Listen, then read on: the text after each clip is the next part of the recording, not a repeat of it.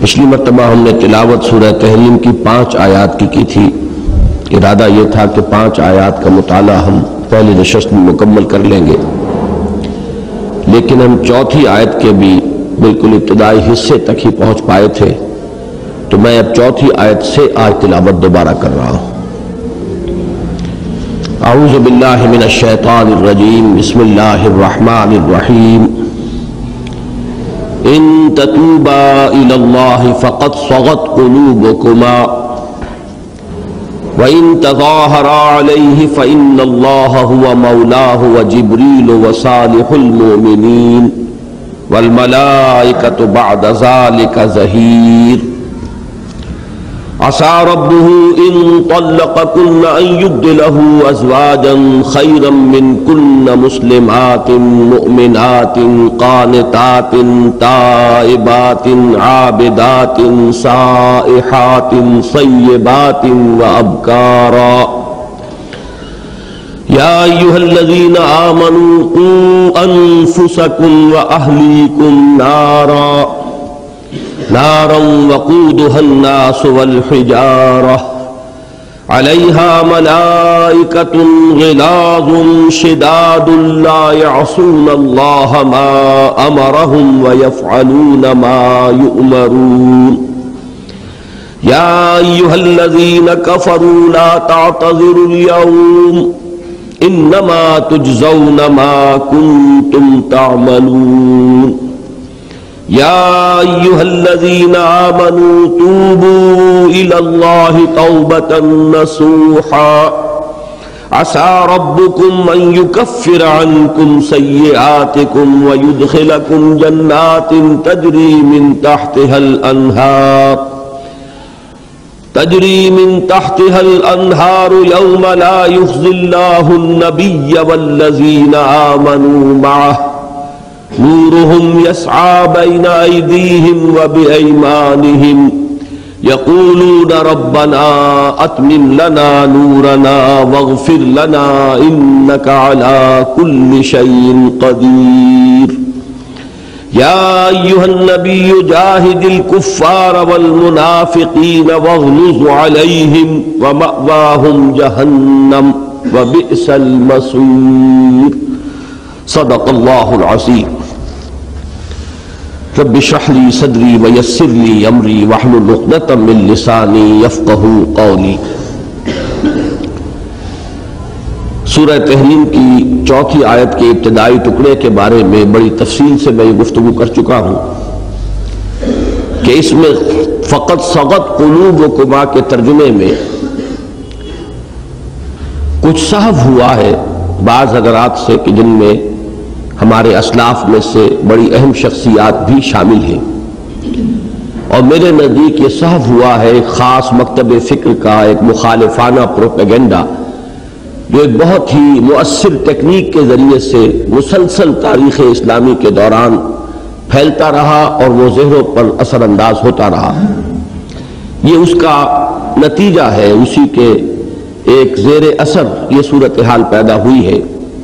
الحمدللہ کہ اس دور میں جہاں اور بہت سے اعتبارات سے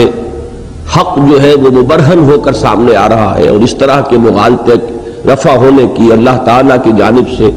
خصوصی صورتیں پیدا ہو چکی ہیں، تو اس معاملے میں بھی الحمدللہ کہ اس مغالطے کے رفع ہونے اور اصل حقیقت کے سامنے آنے کی بہت سی اللہ تعالیٰ کے فضل و کرم سے صورت بن چکی ہے۔ میں عرض کر چکا ہوں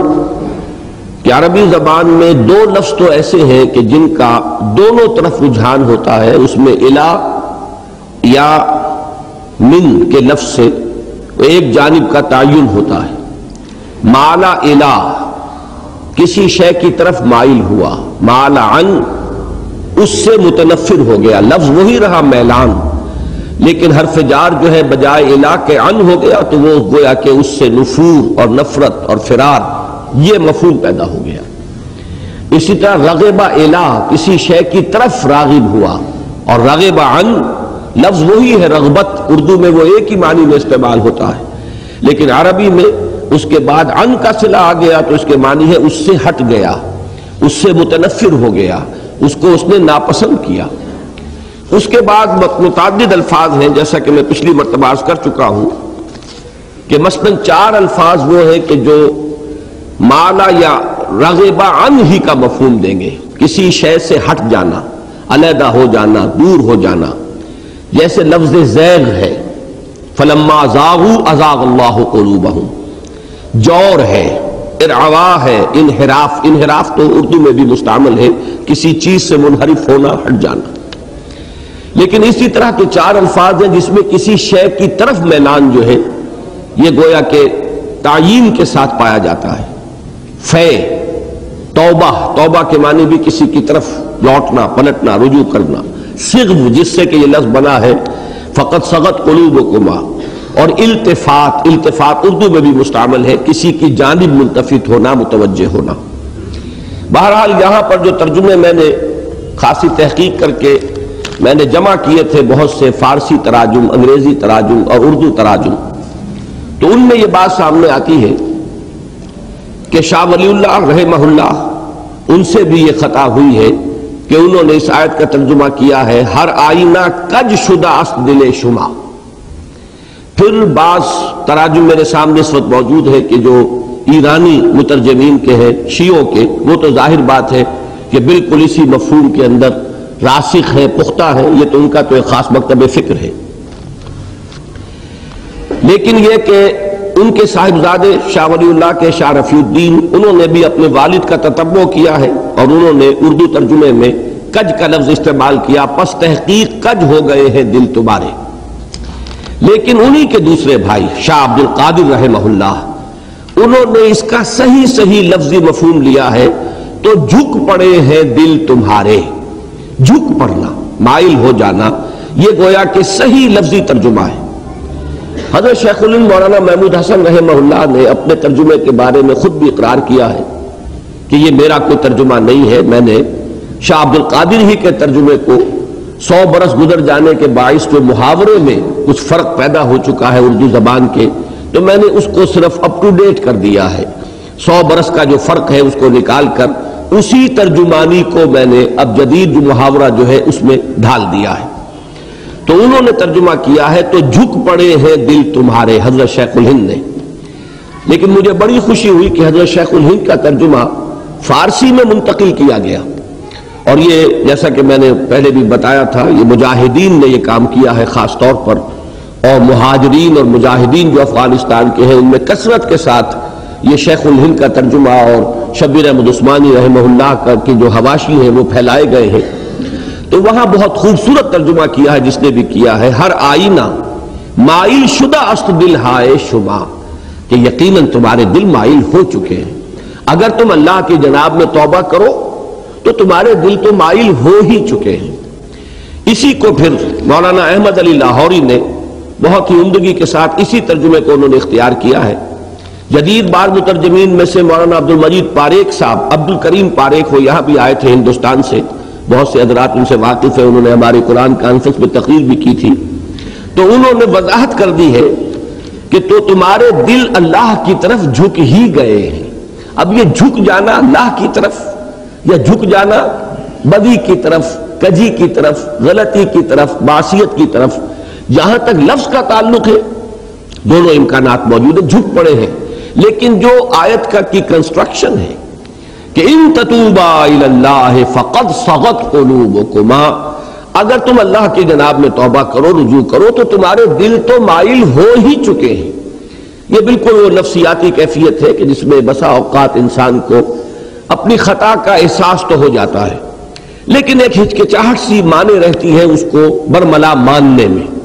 خاص طور پر جہاں کوئی بے تکلفی بھی ہو، جہاں کچھ مان بھی ہو کسی کو کہ خامخواہ میں کیوں ان کے سامنے اپنی غلطی کا اعتراف کروں. تو یہ جو ایک خاص قسم کا معاملہ ہے جس کی طرف مولانا امین احسن اصلاحی صاحب نے بڑی خوبصورتی کے ساتھ توجہ دلائی کہ شوہر اور بیوی کے معاملات ایسے ہوتے ہیں کہ اس میں بسا اوقات اس طرح کی نفسیاتی جو ہے کیفیت پیدا ہو جاتی ہے.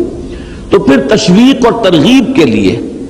یہ انداز اختیار کیا جاتا ہے، جیسے کہ ہم کہتے ہیں کہ بھائی تمہارا دل تو مان رہا ہے، اب تم زبان سے نہیں مان رہے،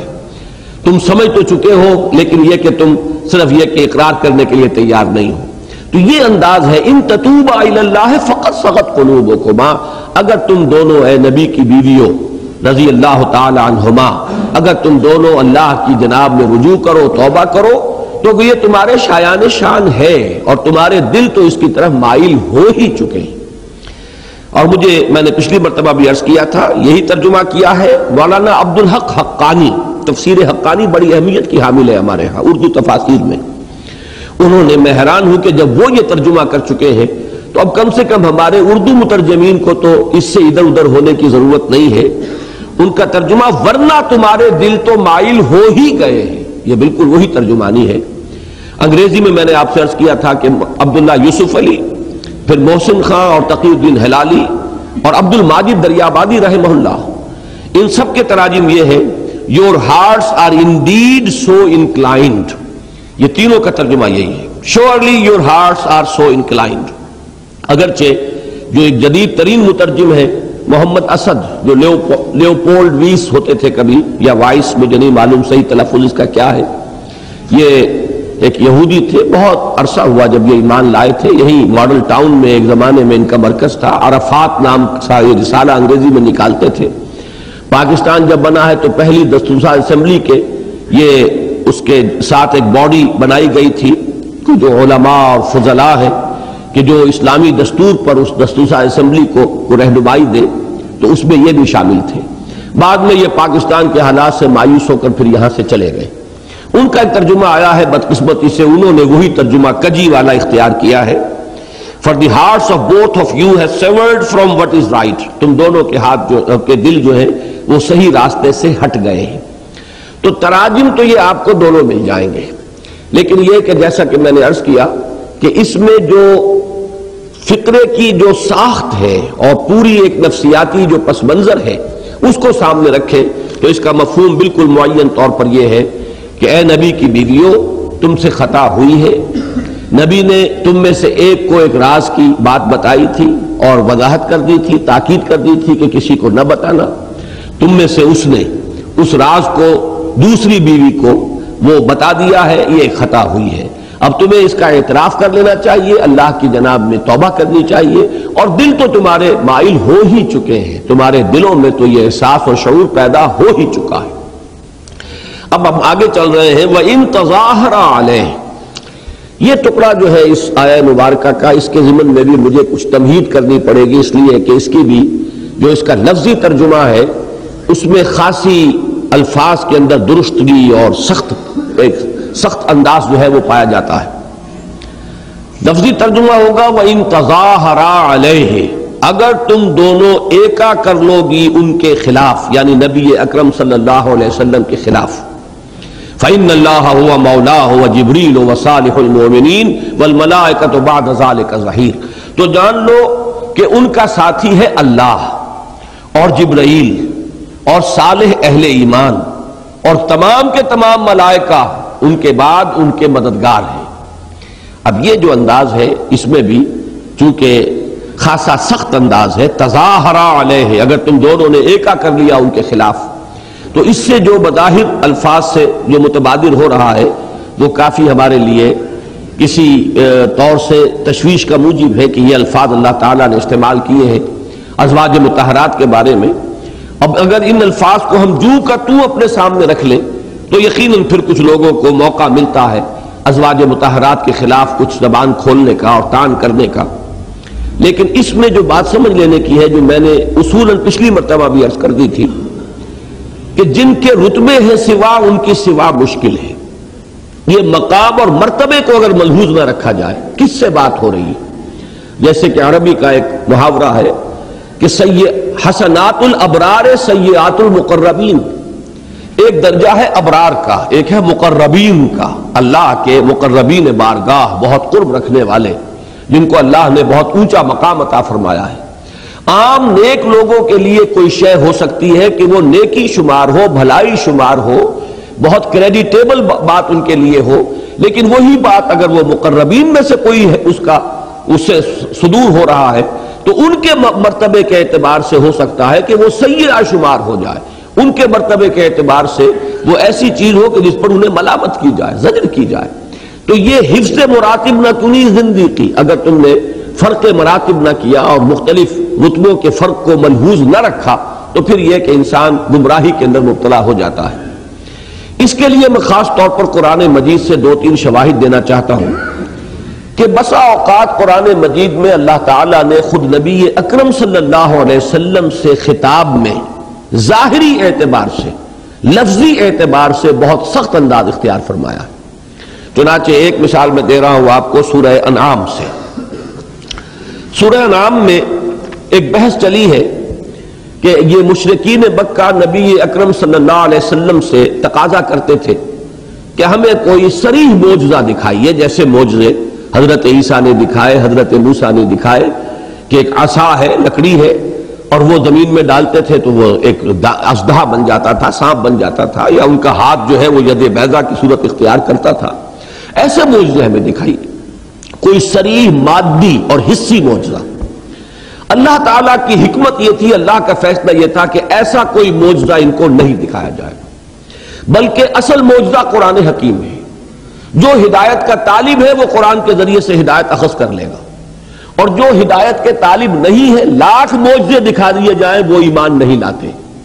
حضرت مسیح علیہ السلام کے ذریعے سے اللہ تعالیٰ نے جو معجزے دکھائے ہیں، اب ان سے اونچے کسی معجزے کا تصور نہیں کیا جا سکتا، یعنی حسی معجزہ، مادی معجزہ جو نگاہوں سے دکھائے دے کہ ایک پرندے بنایا انہوں نے، پرندے کی صورت گارے سے بنائی اور پھونک ماری اور اڑتا ہوا پرندہ بن گیا۔ یہ یوں سمجھیے کہ خلق حیات یہ اللہ تعالیٰ کا ایک خاص فعل ہے،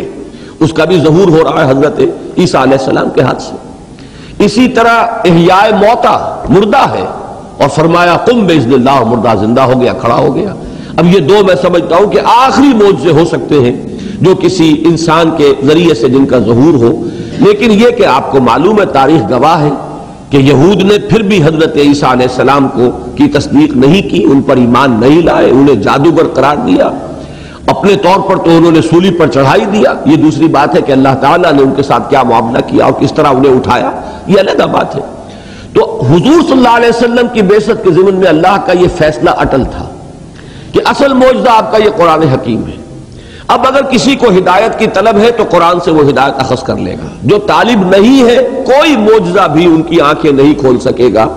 اور معجزے کے دکھانے کے بعد، اس نوع کے معجزے کے دکھانے کے بعد پھر کوئی رعایت نہیں ہو سکتی قوم کے ساتھ۔ پھر اگر وہ ایمان نہیں لاتے تو قوم ہلاک کر دی جاتی ہے، ختم کر دی جاتی ہے۔ اور یہ رعایت اللہ تعالیٰ فرمانا چاہتے تھے اس امت کے ساتھ کہ اگر اس معجزے کو دیکھ کر بھی وہ ایمان نہیں لائے تو پھر تو یہ کہ مہلت ختم ہو جائے گی ان کی۔ ابھی ان کو مزید مہلت دینی ہے تاکہ ان میں جن کے اندر بھی کوئی خیر کی طلب ہے، کوئی ان کی فطرت کے اندر صلاحیت ہے، وہ راغب ہو جائیں، ایمان لے آئیں۔ یہ ہے پس منظر۔ اب اس میں کسی وقت ایسا ہوا ہو یا یہ کہ حضور کے دل میں یہ بات نہ آئی ہو، کچھ صحابہ کے دل میں پیدا ہو گئی ہو کہ اگر انہیں کوئی معجزہ دکھائی دیا جائے تو کیا حرج ہے، یہ مانیں گے نہیں تو کم سے کم زبانیں تو بند ہو جائیں گی۔ اس وقت تو حجت ہمارے خلاف قائم ہو رہی ہے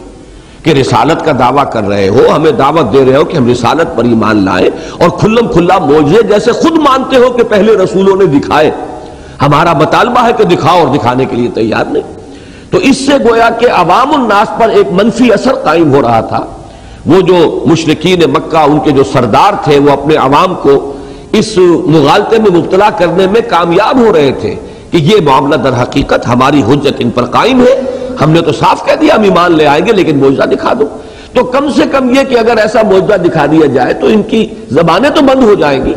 یہ جو عوام کو گمراہ کر رہے ہیں کم سے کم ان کے پاس وہ تو دلیل باقی نہیں رہے گی۔ ہو سکتا ہے، یہ میں امکان کے درجے میں کہہ رہا ہوں، کہ حضور کے دل میں بھی یہ خیال آیا ہو، اور یہ زیادہ قرین قیاس ہے کہ یہاں خطاب اگرچہ حضور سے ہے لیکن اصل میں یہ خطاب ہو رہا ہو صحابہ کرام سے، کہ ان میں سے اگر کسی کے دل میں یہ خیال آ گیا ہو تو براہ راست انہیں مخاطب کرنے کے بجائے انہیں جواب دیا جا رہا حضور سے خطاب کرتے ہوئے۔ لیکن یہاں سوال ہے لفظ کا، لفظاً یہاں خطاب محمد الرسول اللہ صلی اللہ علیہ وسلم سے۔ اب الفاظ کی ذرا سختی دیکھیے، وَإِن كَانَ كَبُرَ عَلَيْكَ إِعْرَاضُهُمْ، علیکا ہے یہاں پر واحد کا صیغہ ہے، مخاطب یہاں محمد الرسول اللہ صلی اللہ علیہ وسلم ہے۔ وَإِن كَانَ كَبُرَ عَلَيْكَ إِعْرَاضُهُمْ، اور اے نبی اگر آپ پر ان کا یہ اعراض و انکار بہت ہی شاق گزر رہا ہے، بہت بھاری گزر رہا ہے، فَإِنِ اسْتَطَعْتَ أَن تَبْتَغِيَ نَفَقًا فِي الْأَرْضِ أَوْ سُلَّمًا فِي السَّمَاءِ فَتَأْتِيَهُم بِآيَةٍ، تو اگر آپ میں طاقت ہے تو کوئی زمین میں آپ سرنگ کھود لیں یا آسمان میں کوئی سیڑھی لگا لیں اور لے آئیے کوئی آیت ان کے لیے، کوئی نشانی، اگر آپ یہ چاہتے ہیں کہ نشانی دکھائی دی جائے۔ ہمارا فیصلہ یہ ہے کہ نہیں دکھائی جائے گی۔ ہماری حکمت کاملہ کا تقاضا یہ ہے کہ انہیں اس طرح کا معجزہ نہیں دکھایا جائے گا۔ لیکن اگر آپ پر بہت شاق گزر رہا ہے وَإِن كَانَ كَبُرَ عَلَيْكَ إِعْرَاضُهُمْ فَإِنِ اسْتَطَعْتَ أَن تَبْتَغِيَ نَفَقًا فِي الْأَرْضِ أَوْ سُلَّمًا فِي السَّمَاءِ فَتَأْتِيَهُم بِآيَةٍ وَلَوْ شَاءَ اللَّهُ لَجَمَعَهُمْ عَلَى الْهُدَىٰ، اور اے نبی اگر اللہ ہی چاہتا تو ان سب کو ہدایت پر جمع کر دیتا، آنے واحد میں ان کے دلوں کو پھیر دیتا۔ یہ تو امتحان ہے کہ کون ہے جو ایمان لاتا ہے، کون طالب ہے ہدایت کا۔ وَفَلَا تَكُونَنَّ مِنَ الْجَاهِلِينَ، تو آپ جاہلوں میں سے مت بنیں۔ اب یہ ہے بہت سخت انداز، لفظی طور پر تو لفظ جاہل جو ہے معمولی لفظ نہیں ہے، بہت ثقیل لفظ ہے، اور یہاں براہ راست وہ استعمال ہو رہا ہے محمد الرسول اللہ صلی اللہ علیہ وسلم سے خطاب میں، وَلَا فَلَا تَكُونَنَّ مِنَ الْجَاهِلِينَ۔ تو آپ کو یہ جو اگر خیال آپ کے دل میں آیا ہے تو، اور اگر یہ آپ کے ساتھیوں کے دل میں خیال ہے تو اے نبی پھر آپ انہیں بتا دیجئے کہ پھر یہ در حقیقت ایک طرح کی جہالت ہے، نعوذ باللہ من ذالک، نقل کفر نہ باشد۔ ہمیں وہ الفاظ بہرحال استعمال کرنے پڑیں گے، ہم کیا کریں، اس لیے کہ ترجمہ جب کریں گے تو لفظ کا حق ادا کرنا جو ہے وہ لازم ہو جاتا ہے۔ یہ انداز ہے خود محمد الرسول اللہ صلی اللہ علیہ وسلم سے خطاب کا۔ اصول میں بتانا چاہتا ہوں کہ در حقیقت یہاں مرتبے کو دیکھیے، مقام کو دیکھیے، کسی کے مرتبے اور مقام کے اعتبار سے کوئی تلخی اختیار کی جا رہی ہے، کوئی سخت انداز اختیار کیا جا رہا ہے، اس کو اپنے اوپر نہ قیاس کر لیجئے، بلکہ یہ کہ اس کے مفہوم کو سمجھیے، اس شخصیت کو سامنے رکھتے ہوئے کہ جس سے خطاب کیا جا رہا ہے۔ اسی کی دوسری مثال میں سورہ بنی اسرائیل سے دے رہا ہوں۔ سورہ بنی اسرائیل میں بھی وہ رد و قضا ہے کہ یہ کہہ رہے تھے مشرکین مکہ کہ اے نبی یہ قرآن جو ہے جو آپ پیش کر رہے ہیں یہ بہت ریجڈ ہے، اس کے اندر کوئی ترمیم کیجئے، کچھ نہ کچھ نرمی پیدا کیجئے، کچھ دنیا کا اصول ہے گیو اینڈ ٹیک، کچھ لیجئے کچھ دیجئے، کچھ منوائیے کچھ ہماری مانیے، یہ انداز تھا کہ اس کے اندر کوئی ترمیم کیجئے۔ فرمایا گیا وَإِن كَادُوا لَيَفْتِنُونَكَ عَنِ الَّذِي أَوْحَيْنَا إِلَيْكَ لِتَفْتَرِيَ عَلَيْنَا غَيْرَهُ، اور اے نبی یہ تو چاہتے تھے، تلے ہوئے تھے کہ آپ کو بچلا دیں اس چیز سے کہ جو ہم نے وحی کی ہے آپ کی طرف، تاکہ آپ کچھ اور چیز گھڑ کر ہماری طرف منسوب کر دیں۔ یہ تو خوش ہوں گے اسی طریقے سے، یہ چاہتے ہیں کہ آپ اپنی طرف سے کوئی شے گھڑ کر قرآن میں شامل کر دیں تاکہ اسی درجے میں ان کی بات بھی مان لی جائے اور ان کی دلجوئی بھی ہو جائے، ان کا تالیف قلب بھی ہو جائے۔ وَلَوْلَا أَن ثَبَّتْنَاكَ لَقَدْ كِدتَّ تَرْكَنُ إِلَيْهِمْ شَيْئًا قَلِيلًا، اور اے نبی اگر ہم نے ہی آپ کو جمائے نہ رکھا ہوتا تو کوئی عجب نہیں تھا کہ آپ ان کی طرف کچھ نہ کچھ مائل ہو ہی جاتے۔ اب اس کے بعد وہ لفظ آ رہے ہیں اِذًا لَأَذَقْنَاكَ ضِعْفَ الْحَيَاةِ وَضِعْفَ الْمَمَاتِ ثُمَّ لَا تَجِدُ لَكَ عَلَيْنَا نَصِيرًا، اگر ایسا ہو جاتا تو پھر ہم آپ کو عذاب دیتے، دگنا عذاب دنیا کا، اس زندگی کا، اور دگنا موت کا، اور پھر آپ کو کوئی مددگار نہ ملتا اپنے لیے ہمارے خلاف، ہماری پکڑ سے چھڑانے والا کوئی شخص نہ ملتا۔ اب یہ انداز ہے۔ تو میں صرف یہ عرض کرنا چاہ رہا ہوں کہ حضور صلی اللہ علیہ وسلم کا مقام و مرتبہ دیکھیے۔ اب یہاں خطاب اللہ کا ہے، ایک تو یہ کہ مخاطب کون ہے اور مخاطب کون ہے، ان چیزوں کو سامنے نہ رکھا جائے تو ظاہری الفاظ سے تو دھوکہ ہو جائے گا۔ ظاہری الفاظ سے اگر آپ نے وہ مفہوم اخذ کیا تو گویا کہ پھر نبی اکرم صلی اللہ علیہ وسلم کی شان میں بھی ہمارے لیے بہت سی گستاخیوں کے راستے جو ہے کھل جائیں گے۔ اسی طرح سورہ کہف میں فرمایا گیا وَاصْبِرْ نَفْسَكَ مَعَ الَّذِينَ يَدْعُونَ رَبَّهُمْ بِالْغَدَاةِ وَالْعَشِيِّ يُرِيدُونَ وَجْهَهُ وَلَا تَعْدُ عَيْنَاكَ عَنْهُمْ تُرِيدُ زِينَةَ الْحَيَاةِ الدُّنْيَا،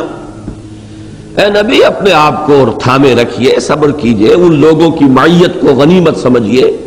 اللہ نے جو یہ فقراء اور درویش جو آپ کے گرد جمع کر دیے ہیں، جو صبح و شام اس کو پکارتے ہیں اور اسی کی رضا کے جویا ہیں، ان کی معیت پر صبر کیجئے، ان کی معیت پر اپنے آپ کو جمائے رکھیے، اور ان سے نگاہ ہٹا کر ان لوگوں کی طرف متوجہ نہ ہو کہ جن کے پاس دنیاوی ساز و سامان ہے۔ آپ بھی دنیاوی ساز و سامان اور دنیا کی رونق، ترید و زینت الحیات الدنیا۔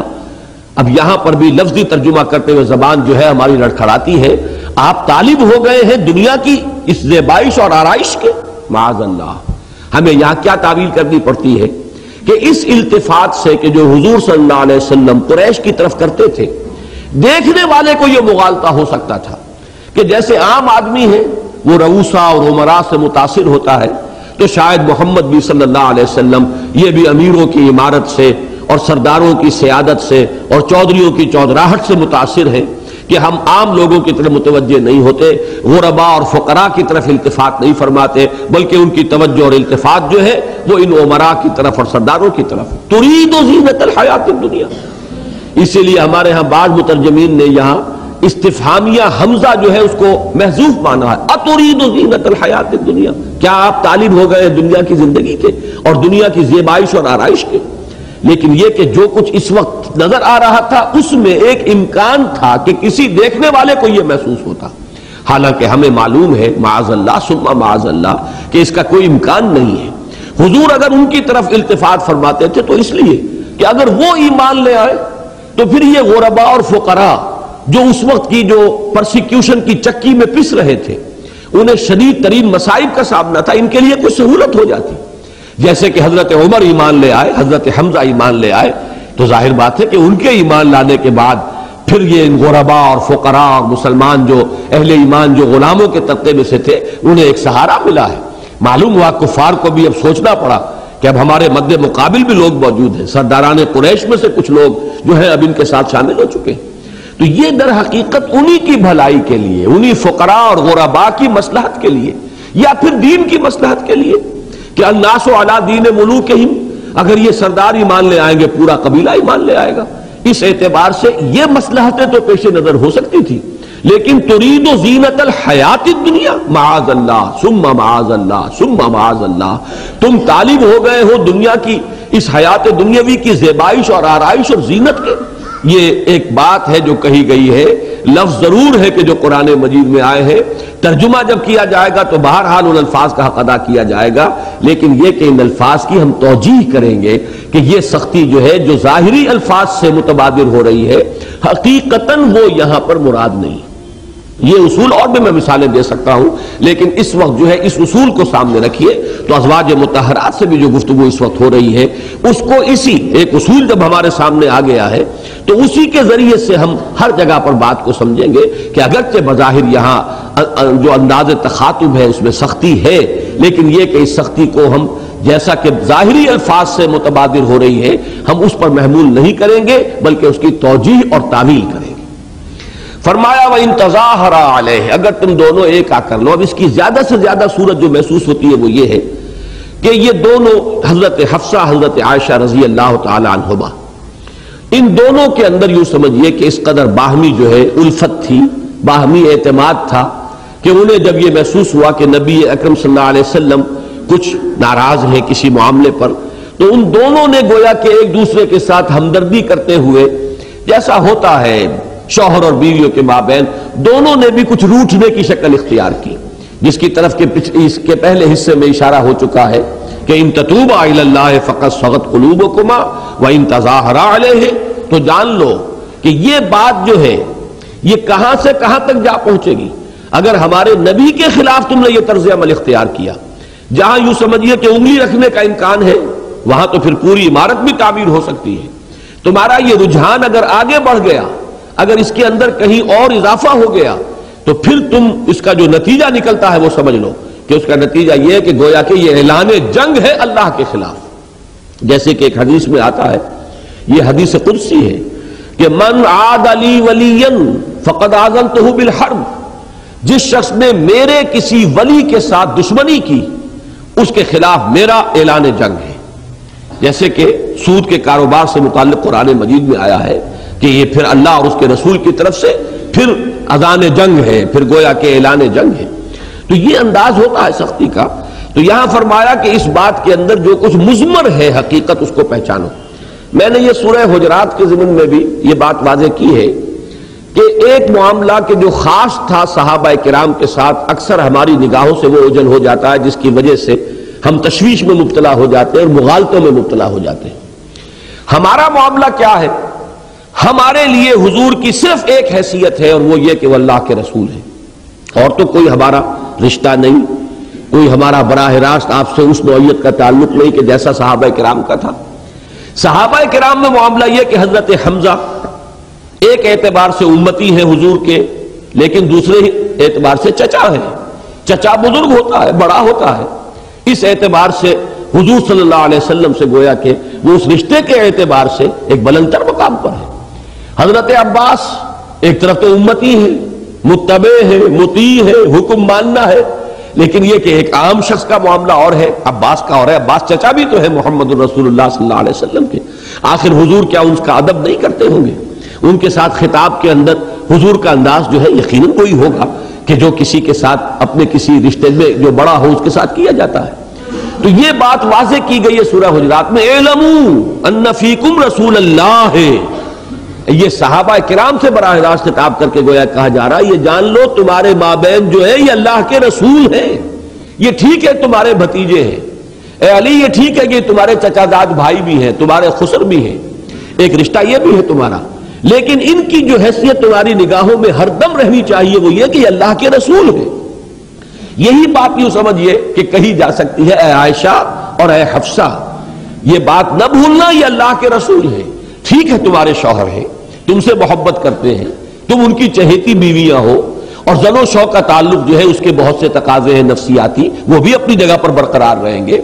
لیکن یہ کہ کبھی نہ بھولنا کہ یہ اللہ کے رسول ہیں۔ جو تمہارا رویہ ان کے ساتھ ہونا چاہیے ہر وقت اس میں یہ حیثیت ان کی مقدم رہے تمہارے سامنے کہ یہ اللہ کے رسول ہے صلی اللہ علیہ وسلم۔ تو یہ چیزیں عام گھریلو زندگی میں کسی شوہر اور بیوی کے مابین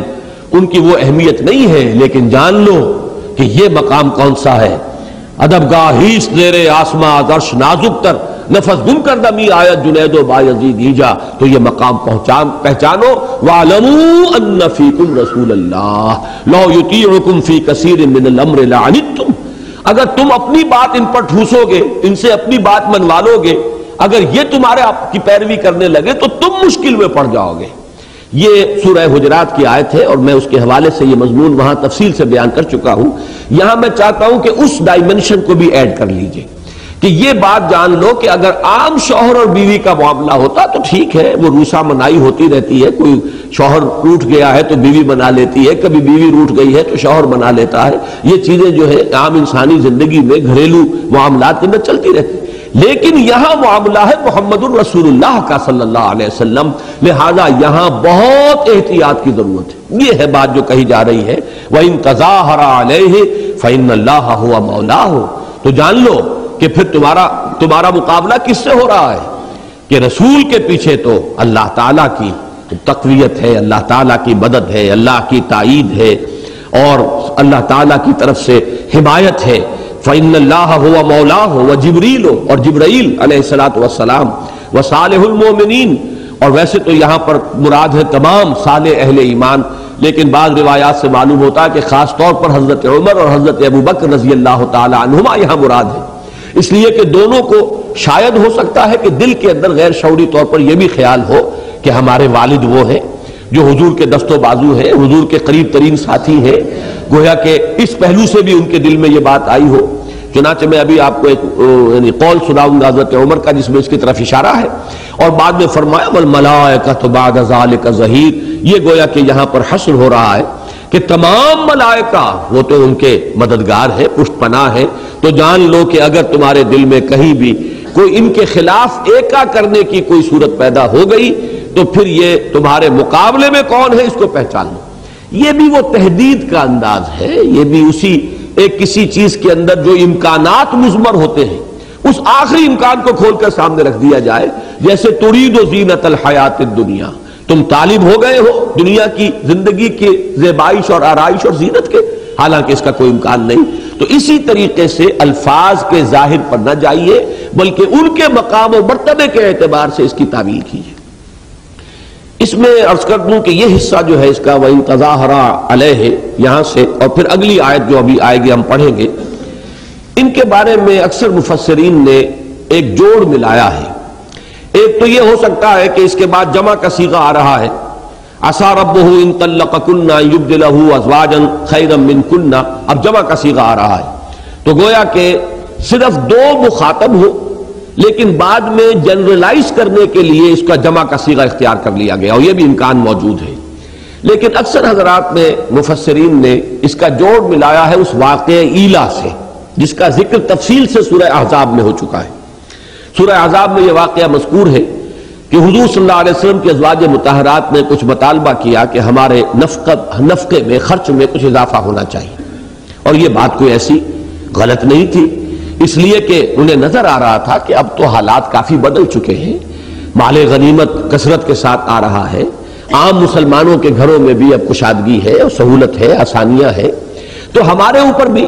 اس معاملے میں کچھ حق ہمارا بنتا ہے کہ سہولت ہو جائے، ہمارے لیے بھی کچھ کشادگی ہو۔ اور اس میں چونکہ اس کو بھی بعض لوگوں نے کہ جن کے دلوں میں وہ زیغ ہے اور جن کے دلوں میں بغض ہے صحابہ سے اور خصوصاً ازواج مطہرات سے، انہوں نے اس واقعے کو بھی بہت نمک مرچ لگا کر بیان کیا ہے۔ میں اسی لیے کہہ رہا ہوں کہ اس میں کوئی ایسی بات جو ہے نہ کوئی یعنی یہ کوئی غیر معقول بات تھی، نہ خلاف واقعہ تھی۔ ٹھیک ہے جب سب مسلمانوں کے اوپر تنگی تھی تو اگر حضور کے گھروں میں بھی تنگی تھی تو بات سمجھ میں آتی تھی، اب اگر سب جگہ پر اب آسانی ہو گئی ہے تو آخر ان کا بھی حق ہے کہ ان کے لیے بھی کچھ نہ کچھ سہولت ہو جائے۔ اور میں مزید اس کی وضاحت کے لیے عرض کرنا چاہتا ہوں کہ یہی معاملہ بیع نہیں حضرت فاطمہ کا ہوا ہے رضی اللہ تعالی عنہ۔ انہوں نے بھی تو جا کر حضور سے کہا تھا کہ حضور دیکھیے یہ کندھے کے اوپر نشان پڑا ہوا ہے، مشکیزہ میں خود لے کر آتی ہوں پانی بھر کر کنویں سے، اس کی وجہ سے نشان پڑ گیا ہے، یہ دیکھیے چکی پیسنے سے یہ گٹے پڑ گئے ہیں، یہ سختی ہے، تو آپ کوئی مجھے کنیز یا کوئی خادم جو ہے کوئی غلام مجھے بھی عنایت فرما دیں۔ تو معلوم ہے کہ حضور نے کیا جواب دیا، جو جواب حضرت فاطمہ کو دیا تھا وہی جواب ازواج مطہرات کو دیا۔ حضرت فاطمہ کا معاملہ صرف فرق یہ کہ قرآن مجید میں نہیں آیا، حضور نے یہ فرمایا حضرت فاطمہ سے کہ بیٹی یہ چیزیں اوروں کے لیے ہے، تمہارے لیے نہیں ہے، تمہیں تو میں اس سے کہیں بہتر شے دے رہا ہوں۔ یہ تسبیح فاطمہ جو نماز کے بعد آپ یہ 33 مرتبہ سبحان اللہ اور 33 مرتبہ الحمدللہ اور 33 یا 34 مرتبہ اللہ اکبر پڑھتے ہی تسبیح فاطمہ ہے۔ مطالبہ یا جو بھی درخواست تھی وہ تو تھی اس بات کی کہ مجھے دنیا کی کوئی سہولت ہو جائے، آسانی ہو جائے، کوئی غلام کنیز سارے کام کے گھر کے جو ہے مجھے کرنے پڑ رہے ہیں، لیکن حضور نے جواباً یہ کہا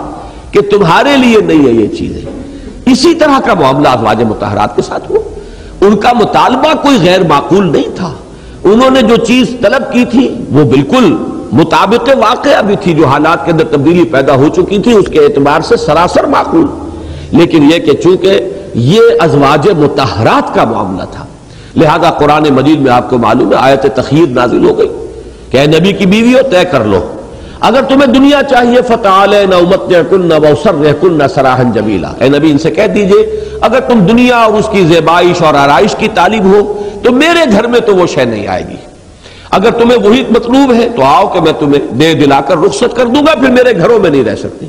اور اگر تمہیں اللہ چاہیے اللہ کا رسول چاہیے تو بہرحال یہی سختیاں جھیلنی ہوگی۔ اور انہوں نے یہ آیت تخییر کہلاتی ہے، اور تمام ازواج مطہرات نے جو ہے پھر جو اختیار اللہ نے دیا تھا اور اللہ کے رسول کی طرف سے آیا کہ اگر دنیا چاہتی ہو تو میں دنیا تمہیں دوں گا لیکن گھر سے رخصت کر دوں گا، اور اگر اللہ اور اس کے رسول کی طالب ہو تو پھر یہی سختی جھیلنی پڑے گی۔ تو انہوں نے بالاتفاق یہ کہا کہ ہمیں اللہ اور اس کا رسول چاہیے۔ یہ واقعہ جو ہوا ہے اسی کے ضمن میں تفاصیل آتی ہے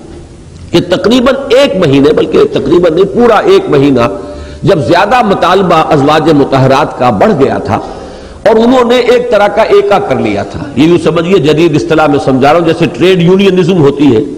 کہ مل کر جو ہے کسی جگہ کام کرنے والے اپنا مطالبہ پیش کریں تو وہ اس کو مل کر پیش کرنے میں اس میں ایک وزن پیدا ہو جاتا ہے۔ تو یہ ایک ایکا تھا تمام ازواج مطہرات کا کہ ہم سب کا یہ متفقہ مطالبہ ہے کہ ہمارے نفقے کے اندر اضافہ کیا جائے اور ہمارا جو خرچ ہمیں ملتا ہے اس میں کچھ اضافہ کیا جائے۔ تو وہ تظاہرہ جو یہاں لفظ آ رہا ہے اس کی ایک مناسبت پیدا ہوتی ہے اس ایکے کے ساتھ کہ جو اس وقت تمام ازواج مطہرات نے جمع ہو کر اور وہ حضور صلی اللہ علیہ وسلم سے اپنا مطالبہ منوانے کے ضمن میں کیا تھا، لیکن یہ کہ ایک ماہ تک حضور نے لا تعلق اختیار کیے رکھی، اسی میں یہ افواہیں بھی اڑ گئیں کہ حضور نے طلاق دے دی ہے اور بہت لوگ پریشان ہوئے۔ حضرت عمر کے بڑے تفصیلی واقعات اس میں آئے ہیں روایات میں احادیث میں، یہاں تک کہ یہ بھی جب یہ محسوس ہوا کہ حضرت حفصہ اور حضرت عائشہ رضی اللہ تعالی عنہما خاص طور پر ان کے پاس گئے کہ تم نے یہ کیا غلط طرز عمل اختیار کیا ہے، ڈانٹا ڈپٹا، حضرت ام سلمہ کے پاس پہنچ گئے تو انہوں نے البتہ وہ بہت تلخ جواب دیا حضرت عمر کو کہ اے عمر تمہارا معاملہ عجیب ہے، تم ہر چیز میں دخل دیتے ہو، ہوتے ہوتے یہاں اب پہنچ گئے ہو کہ نبی اکرم صلی اللہ علیہ وسلم اور ان کی ازواج کے معاملے میں بھی اب تم دخل دے رہے ہو۔ تو وہ چپ ہو کر واپس آ گئے، لیکن یہ کہ ایک تشویش جو ہے وہ بہت رہی ہے۔ اس کے ضمن میں ایک واقعہ ہے کہ جو مسلم شریف میں ایک قول نقل ہوا ہے، حضرت عبداللہ ابن عباس رضی اللہ تعالی عنہما اس کے راوی ہیں کہ حضرت عمر نے یہ فرمایا کہ جس وقت یہ صورتحال تھی تو میں حضور کی خدمت میں حاضر ہوا اور میں نے ان سے یہ عرض کیا کہ حضور آپ اتنے پریشان کیوں ہیں؟ ظاہر بات ہے کہ حضور پر بھی اب یہ 1 ماہ کا لا تعلقی کا معاملہ ازواج سے اور چہمے گوئیاں جو ہو رہی تھی، پورے چھوٹا سا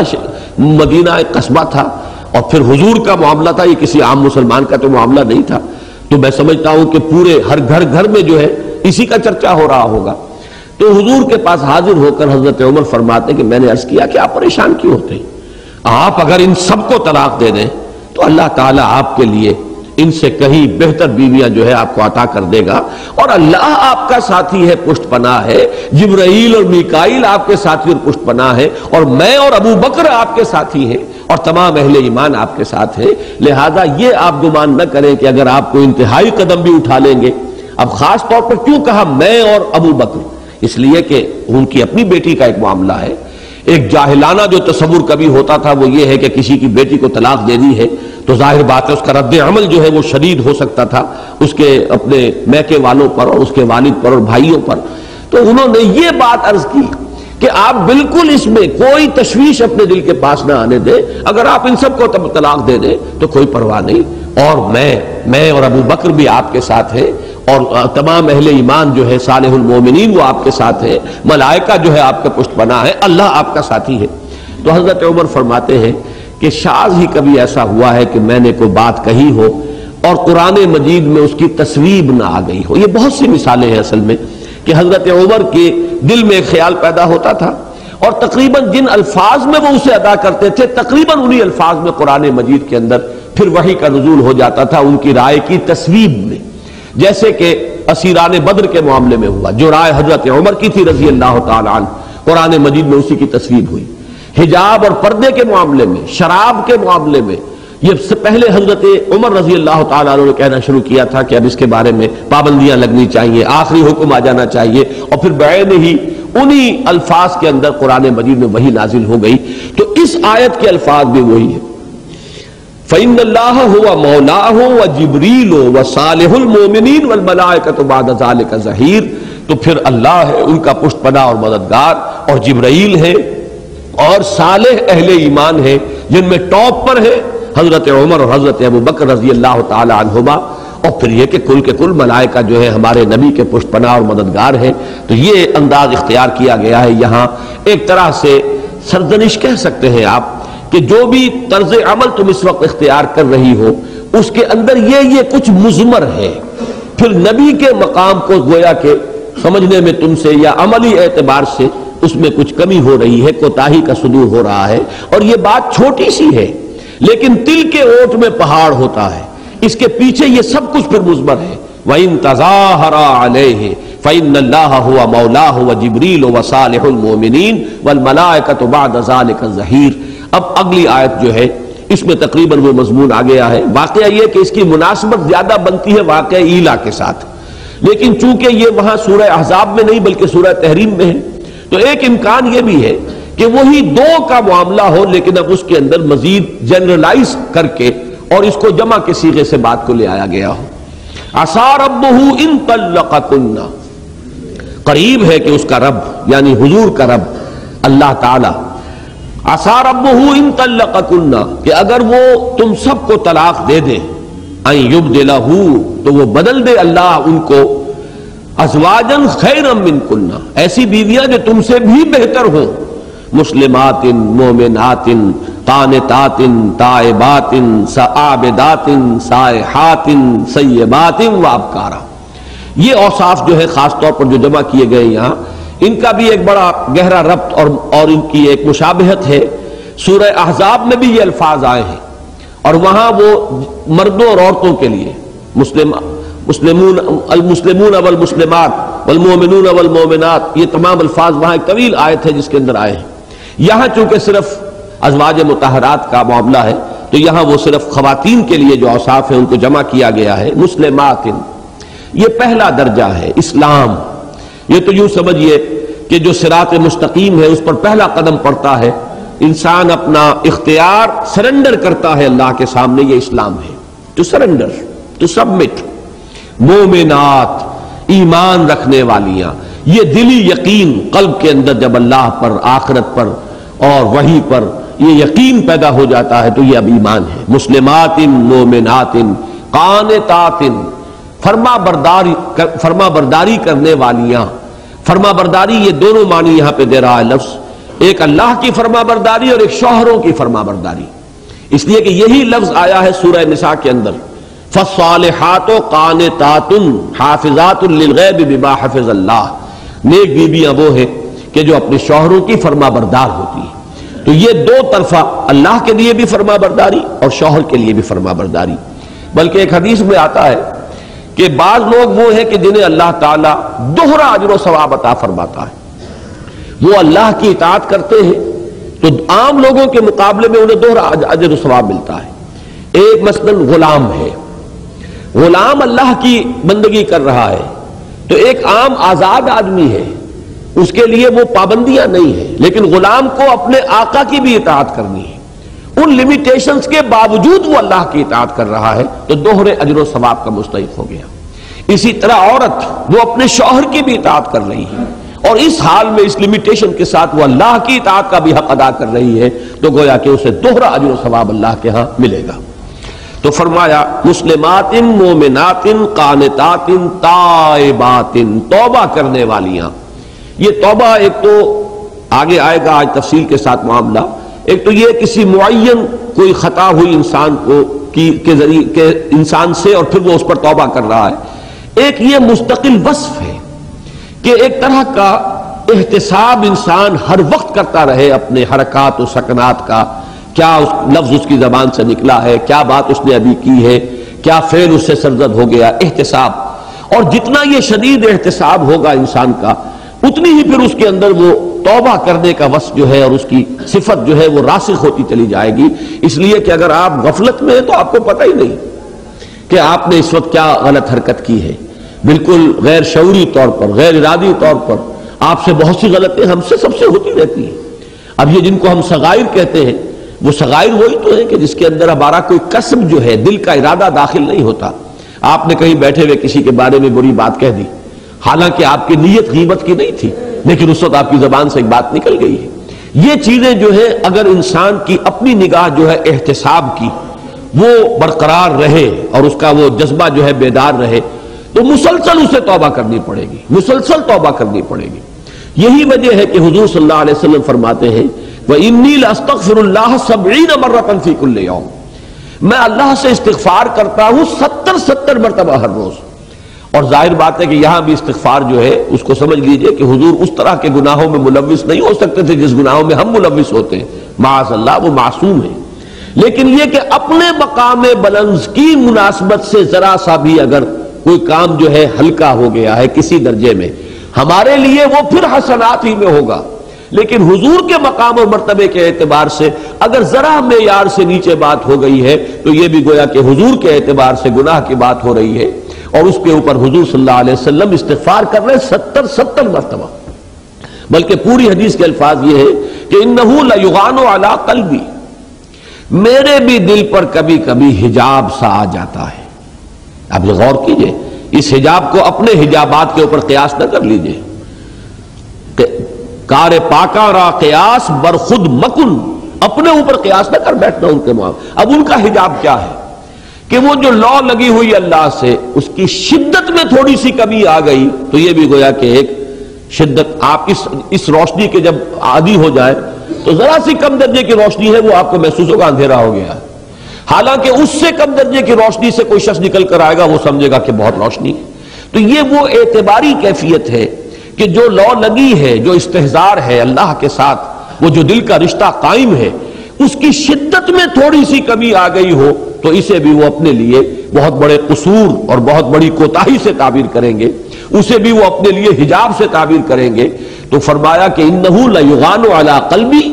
میرے دل پر بھی کبھی کبھی حجاب سا آ جاتا ہے، پردہ سا پڑ جاتا ہے۔ وَإِنِّي لَأَسْتَغْفِرُ اللَّهَ 70 مَرَّةً فِي كُلِّ يَوْمٍ، اور میں تو اللہ سے استغفار کرتا ہوں روزانہ 70 مرتبہ۔ یہ ہے وہ لفظ کہ مسلسل توبہ کرنے والے، رجوع کرنے والے، استغفار کرنے والیاں،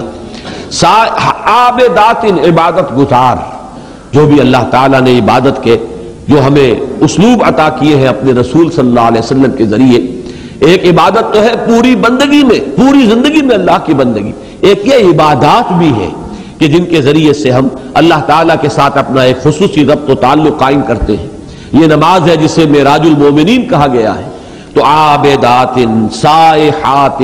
سائحات سیاحت جو ہے یہ پرانے زمانے کا ایک لفظ ہے جو چلا آ رہا ہے، اس کا مفہوم اب ہماری شریعت میں آ کر بدل گیا ہے۔ سیاحت بس گھومتے پھرتے رہنا، گھر بار نہ بنانا، رہبانیت کی روش، یا جیسے کہ آپ کو ہندوستان میں ایک لفظ ملتا ہے بن باس لے لینا، نکل گئے ہیں آبادیوں سے، گھروں سے، بس سیاحت، گھومتے پھر رہے ہیں۔ تو یہ ایک پچھلے زمانے میں نیکی کا ایک تصور تھا۔ شریعت محمدی میں اس کا بالکل سد بات کر دیا گیا، لا رہبانیت فی الاسلام، اسلام میں کوئی رہبانیت نہیں۔ تو اسی طرح سیاحت بھی اس معنی میں اب ختم کر دی گئی۔ اسی لیے حضرت عائشہ سے مروی ہے حضور صلی اللہ علیہ وسلم کا ایک قول، کہ بلکہ حضرت عائشہ ہی کا اپنا قول ہے، گویا کہ یہ بھی آثار میں سے شمار ہوگی، اگرچہ یہ خبر نہیں ہے، حضور کا قول نہیں ہے، لیکن یہ کہ سیاحت الاسلام ہے، ہماری اس شریعت کا سیاحت جو ہے الصوم، یہ روزہ ہے۔ روزے میں ایک مشابہت پیدا ہو جاتی ہے کہ اسی طرح سے کھانا پینا، لذات نفسانیہ جو ہے ان سے انسان اپنے آپ کو روک کر رکھتا ہے۔ اسی لیے اکثر ہمارے مترجمین نے سائحات کا ترجمہ کیا ہے روزہ رکھنے والیاں۔ یہ گویا کہ ایک ترجمانی کے طور پر، لفظی ترجمہ یہ نہیں بنے گا۔ سائحات سیاحت اختیار کرنے والیاں یعنی لذات دنیاوی سے کنارہ کشی اختیار کرنے والیاں، جو ریاضت ہے، جس حد تک دین کے اندر اس کی اجازت ہے اس تک تو انسان اس کو اختیار کرے۔ سیبات و ابکارا، اب یہ ان کے لیے دو لفظ آئے ہیں۔ ایسی عورتیں بھی ہوتی ہیں جن کی پہلے کہیں شادی ہوئی ہو اور وہ ایک ازدواجی زندگی کا تجربہ رکھتی ہو، اور ایک وہ جو کنواریاں ہیں۔ لیکن یہاں پر ایک عجیب بات ہے کہ سیبات، عام تصور سے تو انسان جو ہے وہ کنواری جو عورت ہے اس کے بارے میں زیادہ لوگوں کا تصور ہوتا ہے کہ وہ زیادہ قابل قدر ہے نکاح کے لیے، لیکن یہاں سیبات کا لفظ پہلے لایا گیا ہے۔ اس میں یہ کہ بعض پہلوؤں سے واقعہ یہ ہے کہ جنہیں ازدواجی زندگی کا پہلے تجربہ ہو چکا ہو، جو ان احساسات سے زیادہ واقف ہو، وہ ایک رفاقت جو ہے زندگی کے اندر، ان کی رفاقت زیادہ کسی انسان کے لیے وقتی طور پر زیادہ مفید ہو سکتی ہے، زیادہ اس کے لیے سکون بخش ہو سکتی ہے۔ اور میرا ذہن ادھر منتقل ہوا ہے کہ جیسا کہ پچھلے درس میں بھی میں نے عرض کیا تھا، حضرت خدیجہ الکبریٰ رضی اللہ تعالی عنہ کا مقام جو ہے، میں یہ دیکھتا ہوں کہ اکثر اہل سنت کی نگاہوں سے کچھ اوجھل ہے۔ خاص طور پر حضرات جو اہل حدیث ہیں، انہوں نے تو حضرت عائشہ صدیقہ رضی اللہ تعالی عنہا کی عظمت اور ان کا مقام اور مرتبہ جو ہے وہ ٹھیک ہے، بہت بلند ہے، علم ان کے ذریعے سے پھیلا ہے، حضور صلی اللہ علیہ وسلم کی طویل ترین جو ہے رفاقت انہیں میسر آئی ہے، اور پھر یہ کہ چونکہ بہت ہی نوجوانی کی عمر میں بیوہ ہو گئی ہے تو طویل مدت ملی ہے کہ وہ حضور صلی اللہ علیہ وسلم کے احوال سے لوگوں کو مطلع کرے، اور حکمت دین اور تفقہ فی الدین کا اللہ تعالیٰ نے انہیں بہت بڑا ملکہ عطا فرمایا، یہ اپنی جگہ ہے۔ لیکن ازواج مطہرات میں جو مقام اور مرتبہ حضرت خدیجہ الکبریٰ کا ہے رضی اللہ تعالی عنہا، میرے نزدیک وہ کسی کا نہیں، اور وہ سیبہ تھی۔ وہ تو ویسے عمر کے اعتبار سے بھی فرق، 40 برس کی عمر تھی حضرت خدیجہ الکبریٰ رضی اللہ تعالی عنہا کی، اور حضور کی کل 25 برس کی عمر تھی۔ اور یہ بات ذرا زبان ہچکچاتی ہے، لیکن یہ کہ بات اپنے دل کی ہے وہ میں آپ کے سامنے رکھ رہا ہوں، بعض گفتگو میں تو میں نے اس کو بیان بھی کیا ہے۔ حضرت خدیجہ نے حضور کو صلی اللہ علیہ وسلم نہ صرف بیوی کی محبت دی ہے بلکہ ایک شفقت بھی دی ہے۔ وہ شفقت اور ایک طرح کا مربیانہ انداز ان کا جو ہے بہت سے واقعات سے سامنے آتا ہے۔ مثلاً پہلی وحی آئی ہے، حضور پسینے سے شرابور اور لرزہ سا طاری ہے، خشیت علی نفسی خشیت علی نفسی، جس طرح تسلی دی ہے حضرت خدیجہ الکبریٰ نے، یہ گویا کہ ایک طرح کا وہ مقام ہے کہ جیسے کوئی مربی ہو اور وہ مربیانہ جو ہے وہ فرائض سر انجام دے رہا ہو، اور جس قدر ذہین وہ بات ہے جو اس وقت انہوں نے کہی ہے، اللہ آپ کو کیسے، اللہ آپ کو ضائع نہیں کرے گا، آپ گھبرائیں نہیں، آپ تو غریبوں کی خدمت کرتے ہیں، آپ بیواؤں کی خبرگیری کرتے ہیں، آپ مسکینوں کی سرپرستی فرماتے ہیں، آپ یتیموں کی سرپرستی فرماتے ہیں، اللہ آپ کو ضائع نہیں کرے گا۔ پھر لے کر گئی ہے حضرت ورقہ ابن نوفل کے پاس، وہاں جا کر ان سے کہا ہے کہ سنیے یہ کیا کہہ رہے ہیں آپ کے ابن عم، اور حضور نے جب اپنا تجربہ بیان کیا ہے تو حضرت ورقہ ابن نوفل نے، اس لیے کہ تصدیق تو انہوں نے کر دی، اگرچہ ان کا صحابہ میں تذکرہ نہیں ہوتا، شمار نہیں کیا جاتا، اس کی وجہ یہ ہے کہ ابھی تبلیغ کا حکم حضور کو نہیں آیا تھا، نبوت کا ظہور ہو چکا تھا، رسالت کا آغاز نہیں ہوا، لہذا اس سے پہلے ہی چونکہ ان کا انتقال ہو گیا ہے تو تصدیق تو انہوں نے کی ہے کہ وہی ناموس ہے کہ جو موسیٰ اور عیسیٰ پر نازل ہوا تھا، اور کاش کہ میں اس وقت تک زندہ رہوں جبکہ آپ کی قوم آپ کو یہاں سے نکال دے گی۔ تو حضور حیران ہوئے، اب مخرجیہم، کیا یہ مجھے یہاں سے نکال دیں گے؟ یہ تو مجھ سے بڑی محبت کرتے ہیں، میں جدھر جاتا ہوں میرے قدموں تلے اپنی نگاہیں بچھاتے ہیں۔ لیکن انہوں نے فرمایا کہ نہیں، جس کے پاس بھی اللہ کا یہ پیغام آیا ہے اور جس نے بھی اپنی قوم کے سامنے یہ بات رکھی ہے، وہ قوم اس کی ضرور دشمن ہوئی ہے، تو کاش کہ میں اس وقت تک زندہ رہوں جبکہ قوم آپ کو نکال دے گی، اس وقت میں آپ کے ساتھ تعاون کروں، آپ کی مدد کروں۔ لیکن ان کا انتقال فوراً ہو گیا۔ ایک واقعہ میں آپ کو اور بھی سنا دیتا ہوں، یہ تو بہت ہی ذہانت پر مبنی واقعہ ہے کہ حضور صلی اللہ علیہ وسلم جب وحی آتی تھی اور حضرت جبرائیل آتے تھے، اب ظاہر بات ہے کہ وہ تو حضرت خدیجہ کو تو نظر نہیں آ رہے، غیر مرئی ان کا وجود ہے، تو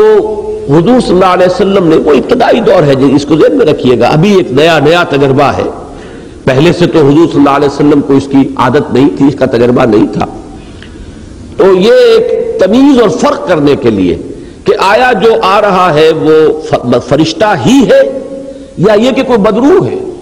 یہ فرق اور امتیاز کرنے کے لیے حضرت خدیجہ نے یہ فرمایا، عرض کیا کہ یہ حضور سے کہ اب آپ کو اگر وہ نظر آئے تو مجھے بتائیے گا۔ حضرت جبرائیل آئے، حضور نے فرمایا وہ آئے ہیں، مجھے نظر آ رہے ہیں۔ اب حضرت خدیجہ رضی اللہ تعالی عنہا ہم آغوش ہو گئی حضور کے ساتھ، اپنی آغوش میں لے لیا، اپنے بال کھول دیے، فرمایا اب بھی نظر آ رہا ہے کہ نہیں؟ تو کہا کہ اگر یہ کوئی بدروح ہوتی تو موجود رہتی اور لذت لیتی، یہ یقیناً فرشتہ ہے کہ جس نے حیا کی ہے اور شرم کی ہے اور وہ یہاں سے رخصت ہو گیا ہے۔ اب یہ ہے ان کی ذہانت کا عالم، ان کی فہم کا، ان کی سمجھ کا عالم جو ہے۔ اس اعتبار سے پھر یہ کہ یہ تو واقعہ ریکارڈ پر ہے کہ حضرت عائشہ صدیقہ رضی اللہ تعالی عنہا نے ایک دفعہ کچھ تلخ سی بات کہتی تھی حضرت خدیجہ کے بارے میں، آخر انسانی فطرت ہے، حضور چونکہ ذکر کرتے ہی رہتے تھے حضرت خدیجہ کا، تو حضرت عائشہ نے کہہ دیا آپ اس بوڑھی عورت کو ابھی تک نہیں بھولے؟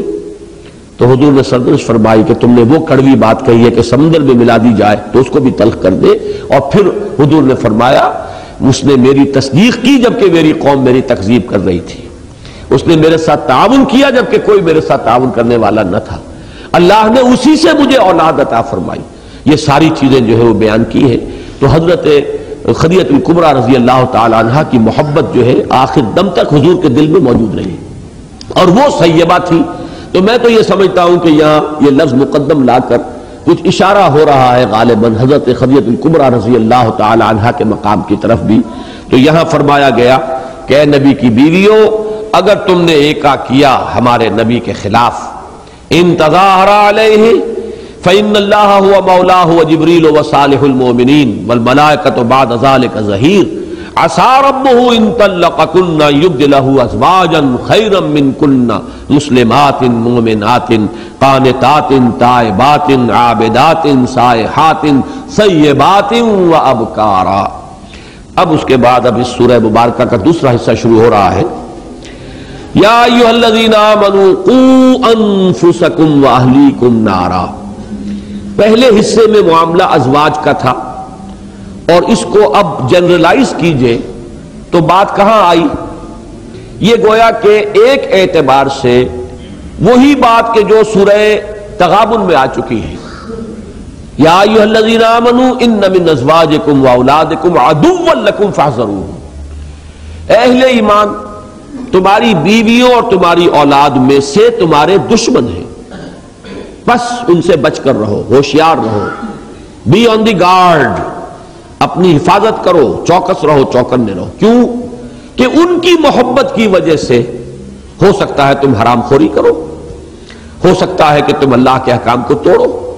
ان کی دلجوئی کے لیے، ان کی پسندیدگی کے لیے، ان کو اچھے سے اچھا کھلانے اور پہنانے کے لیے، ان کی فرمائشیں پوری کرنے کے لیے، اگر حلال ذریعے سے بچوں کی تعلیم جو ہے اس معیار کی نہیں ہو سکتی تو اس کے لیے آپ حرام میں منہ مار رہے ہیں کہ بہرحال اعلیٰ ترین معیار کی تعلیم تو بچوں کو دلانی ہے۔ گویا کہ یہ محبت یہ تمہارے لیے اب عداوت بن گئی ہے، تمہاری آخرت کی بربادی کا ذریعہ بن جائے گی۔ یہ مضمون ذہن میں رکھیے۔ اب اس کا برعکس مضمون یہاں آ رہا ہے کہ یہ محبت اصل میں دو دھاری تلوار ہے۔ جیسا کہ میں عرض کر رہا تھا کہ یہ 5 آیات کے اندر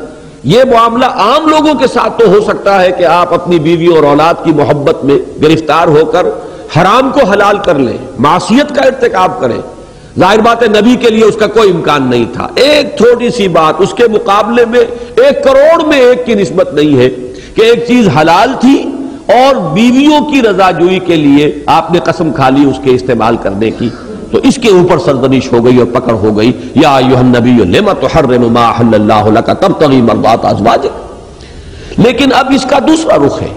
یہی محبت اب تمہاری طرف سے اپنی بیویوں اور اپنے اہل و عیال اور اپنے اولاد کی، اس کا نتیجہ یہ نکل سکتا ہے کہ تمہارے لاڈ پیار کی وجہ سے وہ بگڑ جائیں۔ ایک تو یہ کہ ان کی محبت میں گرفتار ہو کر تم حرام خوری کے اندر مبتلا ہو جاؤ، تم راہ حق سے منحرف ہو جاؤ، تم غلط چیز کے اندر ملوث ہو جاؤ۔ ایک یہ کہ تمہاری محبت اور تمہارا لاڈ پیار انہیں بگاڑ دے۔ یہ ہے در حقیقت دوسرا پازیٹیو رول کہ جو گھریلو زندگی میں جو بھی خاندان کا سربراہ ہے یہ اس کا رول ہونا چاہیے۔ نہ صرف یہ کہ اپنے آپ کو بچائے، یہ تو ایک رخ ہوا، اپنے آپ کو بچاؤ کہیں ان کی محبت کی وجہ سے تم کسی غلط حرکت کے اندر ملوث نہ ہو جاؤ۔ ایک یہ فرمایا جا رہا کہ نہیں، اب تمہارا پازیٹیو رول ہے کہ انہیں بھی بچاؤ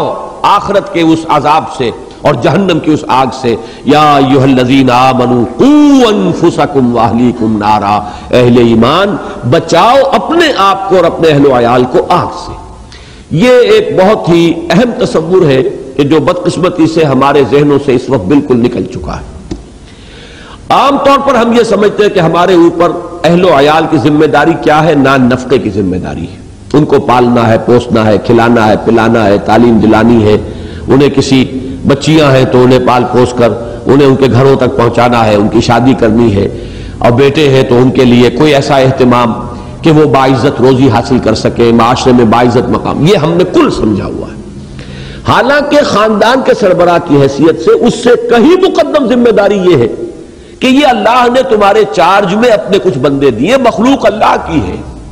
اللہ نے تمہارے چارج میں دیے ہیں، تمہاری تحویل میں دیے ہیں۔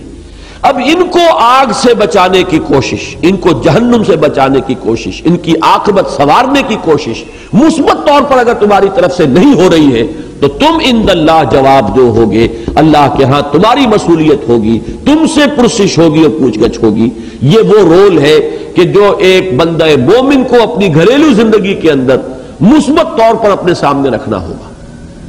اس کے لیے مثلاً بڑی پیاری حدیث ہے کہ حضور نے فرمایا کلکم راعٍ وکلکم مسئول عن رعیتہ، تم میں سے ہر ایک کی حیثیت ایک چرواہے کی ہے۔ راعی چرواہا، چرواہے کے چارج میں بھیڑیں بکریاں یا اگر گائے بھینسیں دی گئی ہے تو ظاہر بات ہے وہ مسئول ہے، وہ بھیڑ کیوں واپس نہیں آئی، وہ بکری جو ہے کہاں گئی، وہ گائے یا بھینس جو ہے جو تمہاری تحویل میں تھی وہ کہاں ہے، پوچھ گچھ ہوگی۔ اسی طریقے سے حضور نے فرمایا کہ جس کو اللہ حکومت دے دیتا ہے وہ تو تمام جو لوگ ہیں اس ملک کے اندر رہنے والے ان کا ذمہ دار اور مسئول ہے، اللہ کے ہاں پوچھا جائے گا اس نے ان کے خیر اور فلاح اور صلاح کے لیے کیا کیا، کیا محنت کی۔ اپنی سی کوشش کوئی شخص کر گزرے، پھر اگر کسی کے اندر اثر پذیری کا مادہ ہی نہیں ہے تو اس کا جواب دے، پھر وہ اللہ کے ہاں وہ خود ہوگا۔ یہ شخص بڑی ذمہ ہو گیا اگر اپنی امکانی کوشش اس نے کر لی۔ پھر حضور نے فرمایا ہر شخص جو گھر کا سربراہ ہے اپنے اہل و عیال کے بارے میں مسئول ہے اللہ کے ہاں۔ پھر فرمایا کہ جو خاتون خانہ ہے، جو گھر میں بیوی کی حیثیت سے اس کے رہ رہی ہے اور بچوں کی ماں کی حیثیت سے، وہ اپنے ان بچوں کے بارے میں اللہ کے ہاں مسئول ہوگی کہ اس نے کیا ذمہ داری ادا کی ہے، بچوں کی تربیت کی کیا کوشش کی ہے، انہیں کس طرح غلط باتوں سے روکنے کی اس نے کوشش کی ہے۔ یہ تمام چیزیں تمہاری ذمہ داریوں میں شامل ہیں۔ یا ایھا الذین آمنوا قوا انفسکم واہلیکم نارا، اہل ایمان بچاؤ اپنے آپ کو اور اپنے اہل و عیال کو آگ سے۔